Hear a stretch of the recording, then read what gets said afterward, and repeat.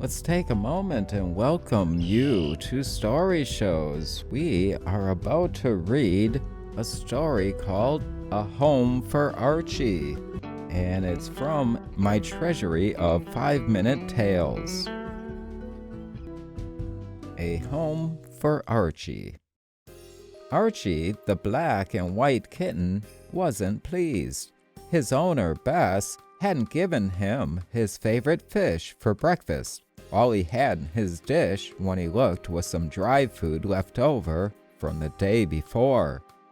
"Out you go," said Bess, who was busy mopping the kitchen floor, and she pushed Archie out the door.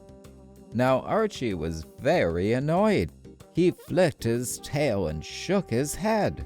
"I know when I'm not wanted," he thought. "I'll find someone who knows how to look after me." He jumped onto the fence and dropped into the neighbor's yard. Mrs. Green always gave him a treat.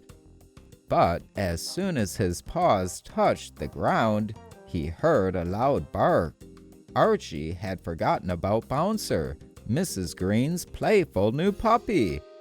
Bouncer raced across the lawn and started to bounce around Archie. "It's much too rough here," thought Archie, scrambling up a handy tree. He jumped into the next yard. It belonged to Mr. Reed. He didn't have a playful dog. Archie strolled across the lawn and jumped up onto a window ledge.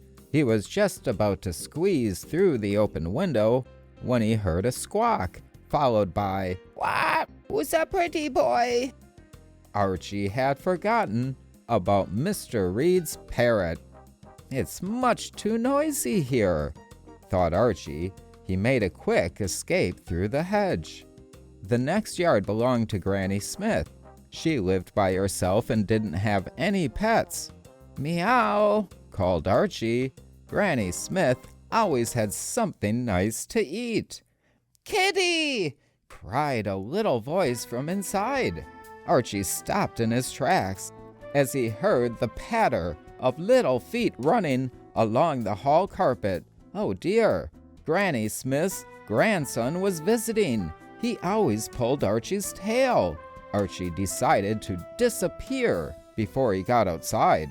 Archie squeezed through a broken panel in the fence. The next yard was kind of overgrown. Some new people had just moved in, and Archie hadn't met them yet. He hoped they liked kittens.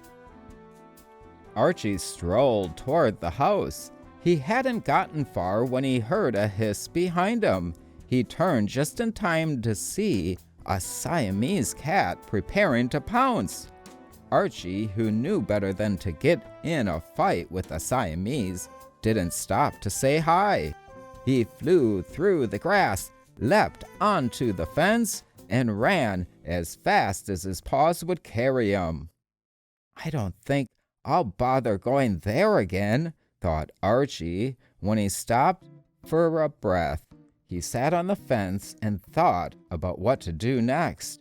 As he sat there, a wonderful fish smell drifted past.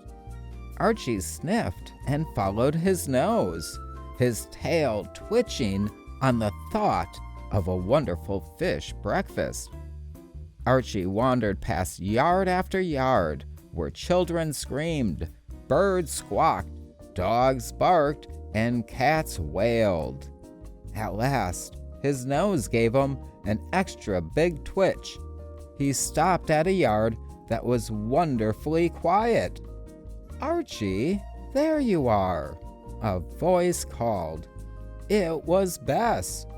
"I finished cleaning, and I've got a yummy piece of fish for you." Archie purred. "Good old Bess," he thought. "She does know how to look after me, after all." And that is the end of our story, A Home for Archie. And it's a tale of the grass is not always greener. Thank you all for spending some of your time here with Don. I appreciate you. Peace, be harmony. I am out.